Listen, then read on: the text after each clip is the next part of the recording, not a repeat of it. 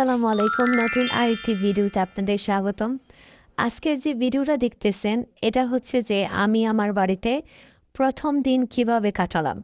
প্রত্যেকটা মানুষের একটা স্বপ্ন থাকে নিজের একটা বাড়ি করার।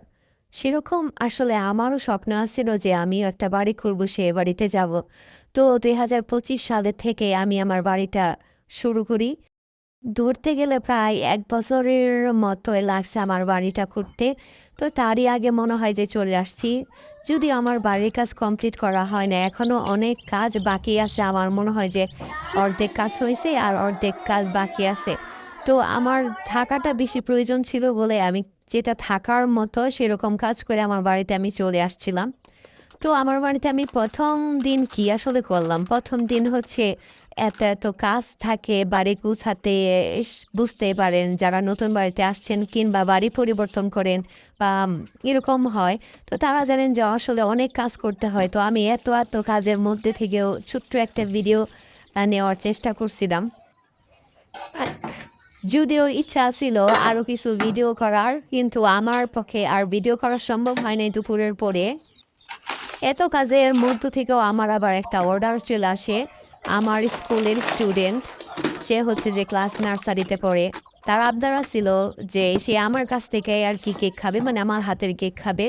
তো সেদিন হইতেছে মানে সকল কাজ কইরা সন্ধ্যার পরে আমি হইতেছে তার জন্য একটা কেকের আয়োজন করি। এই প্রথম আমি নতুন বাড়িতে একটা কেক বানাইতেছিলাম, তারপর আমার ছাত্রীর জন্য।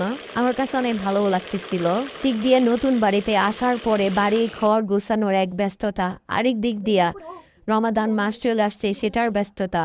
সো দুইটার যে ব্যস্ততা সেটা আমার মধ্যে অনেক বেশি পরিমাণ প্রেশার ক্রিয়েট তৈরি হয়, যেটা আমি আসলে নিতে পারতেছিলাম না। শরীর অনেক খারাপ লাগতেছিল। এত প্রেশারের মধ্য দিয়ে ইচ্ছা করতেছিল না যে ওই দিন আমি কেকটা বানাই, কিন্তু ছোট মানুষ আবদার করছে কি করে ফেলে দে। রাতের বেলা আমি কেকের শুধুমাত্র ফোমটা তৈরি করে রাখি, আর সকালবেলা ওঠার পরে আমি কেকের যে ক্রিম লাগানো ডেকোরেশন এগুলো কমপ্লিট করে ফেলি। অনেক তাড়াহুড়া করে কেকের কাজগুলো আমি করে স্কুলে চলে আসছি।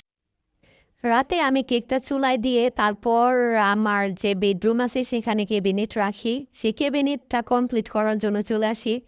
কারণ আমার হইতেছে ২টা রুম। ২টা রুমের মধ্যে একটা হইতেছে বেডরুম, আরেকটার মধ্যে অনেক জিনিসপত্র যেগুলো আছে সেগুলো সব এক রুমে রাখি। তো রাখার কারণে রুমটার মধ্যে হাঁটা যাইতেছিল না, চলাফেরা করা যাইতেছিল না।